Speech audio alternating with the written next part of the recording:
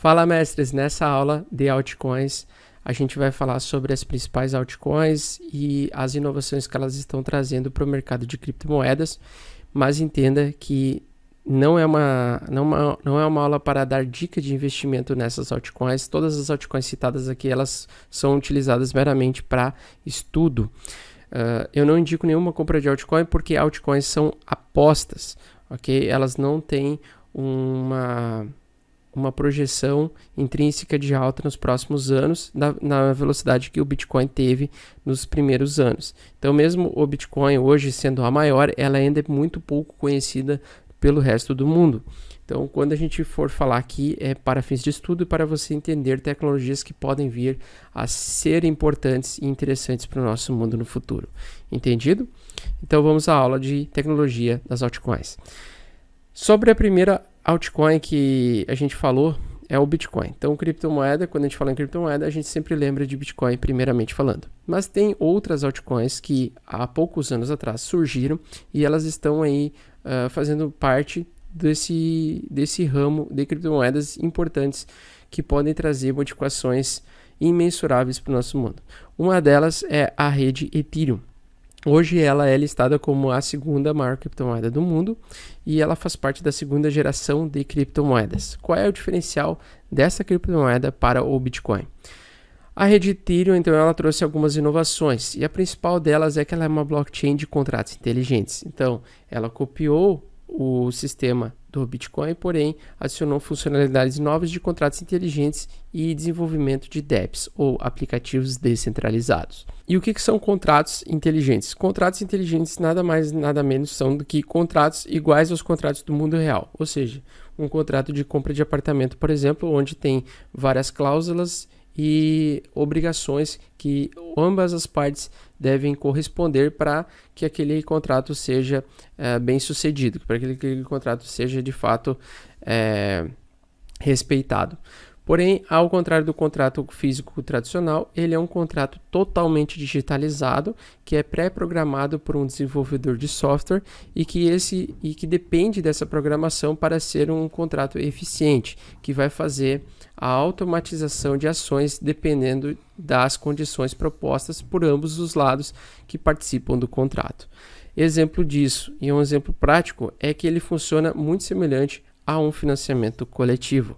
Vou explicar então a importância do contrato inteligente e como ele funciona. Então, hoje o Kickstarter, que é um site como se fosse o Vaquinha Online, ele retém o dinheiro de apoiadores e também ele cobra ações pré-estabelecidas de desenvolvedores de uma empresa. Então, vamos a um exemplo bem simples. Vamos dizer que nós temos um grupo de pessoas que abriu uma startup.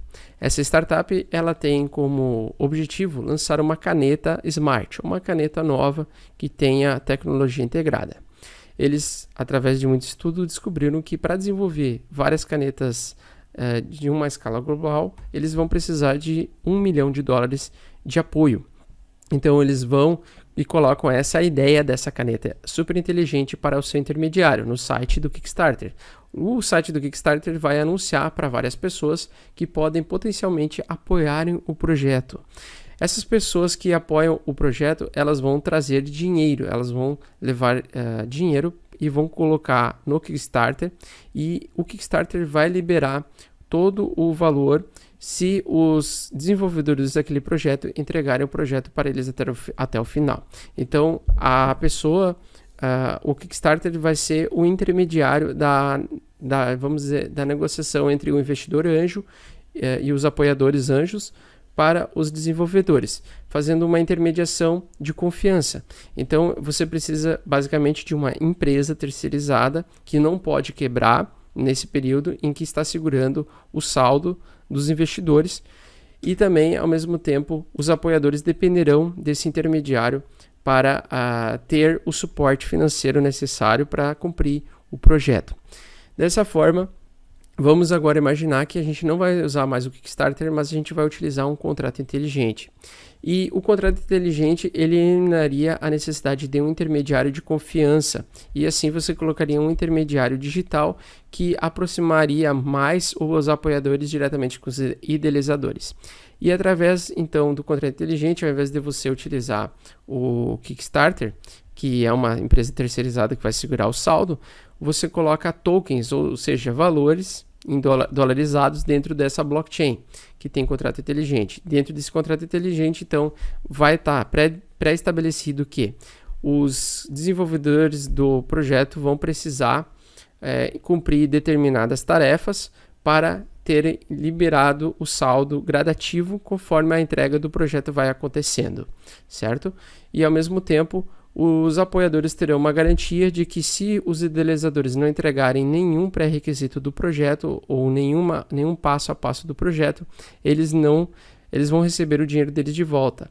Isso é bem interessante porque você não precisa mais agora de uma empresa terceirizada para fazer esse papel. Você pode simplesmente programar um contrato inteligente na blockchain da rede Ethereum e fazer acordos estabelecendo que em determinadas ações ele libera o saldo do dinheiro dos apoiadores ou devolve o dinheiro dos apoiadores, certo? Ele automatiza todo esse processo. Então, os smart contracts, eles são nada mais, nada menos são do que mini programas de computadores armazenados dentro da blockchain, e isso traz diversas funcionalidades e possibilidades também, como, por exemplo, chegar a algum momento da nossa vida que a gente poderá comprar apartamentos clicando através de um botão de compra num site imobiliário, por exemplo, sem precisar se deslocar até um cartório para fazer a compra de um imóvel. Você pode fazer tudo isso de forma digital, de forma simples, rápida e através de um clique, usando contratos inteligentes. Então você diminui bastante as filas e burocracia. Além disso, ele também pode facilitar na maior velocidade de transações por segundo. Então, hoje em dia, o que nós vemos é as transações por segundo do Bitcoin geram, em média, 7 transações por segundo. Quando você adiciona a Ethereum, basicamente a Ethereum, através de contratos inteligentes, você conseguiria prometer a entrega desses criptoativos e acelerar esse envio. Por isso que você aumenta a velocidade de transações. Ao mesmo tempo, você encontra outras criptomoedas como a Litecoin, a XRP e a Nano, como uma velocidade muito superior de transações. Mas isso não quer dizer que uma maior velocidade de transação vai efetivamente fazer com que as pessoas adotem essa criptomoeda no futuro. Então, só de olhar essa característica não quer dizer que a sua criptomoeda vai subir ou a sua altcoin vai subir porque ela entrega uma velocidade maior de transações por segundo, tá? Mas só para você ter uma ideia, hoje em dia o sistema de pagamento do Bitcoin ele pode se tornar muito lento à medida que muitas pessoas utilizam e façam transações e congestionem a rede de transação, exigindo a validação das transações de uma forma mais rápida. Porém, como ele tem um sistema de a cada 10 minutos ter uma trava para lançar um novo bloco, gerar um novo bloco de transação na rede, e a velocidade de transação do Bitcoin, por exemplo, é diminuta. Por isso que ele precisa de atualizações como a Light Network para adicionar uma camada de contratos inteligentes que poderiam acelerar bastante a velocidade de transações do Bitcoin, neste exemplo. Mas estes são só alguns exemplos de funcionalidades úteis que os contratos inteligentes adicionam nos sistemas de Bitcoin, de criptomoedas no geral. Depois da Ethereum, aí surgiu em 2017 a terceira geração de criptomoedas puxadas aí pela Cardano e principalmente pela IOTA, que basicamente trouxeram algumas inovações além dos contratos inteligentes, que basicamente a Cardano, por exemplo, ela é financiada pela Lemurgo, uma multinacional japonesa, e o seu desenvolvimento também é realizado por pares de estudo, ou seja, é o mesmo sistema que a NASA utiliza para tentar mandar pessoas para a Lua e para Marte, fazendo estudos revisados por pares de diversos pesquisadores, tentando eliminar 100% potenciais perigos e riscos e vulnerabilidades do projeto. E a Cardano, por exemplo, ela utiliza um sistema de épocas e não sistemas de blocos. Esse sistema de épocas ele é um sistema governamental podendo dar a possibilidade de pequenos peixes e grandes peixes fazerem parte de uma rede, de um ecossistema financeiro em que todos eles recebem valor por fazer parte desse ativo. Nessa modalidade, então, a Cardano ela trouxe um sistema completamente diferente do sistema Proof of Work, que é o sistema de mineração onde necessita de uma maior capacidade de processamento matemático para fazer a validação das transações, como acontece na rede do Bitcoin, por exemplo, e adicionou um sistema de Proof of Stake, que é um sistema de participação ou prova de participação.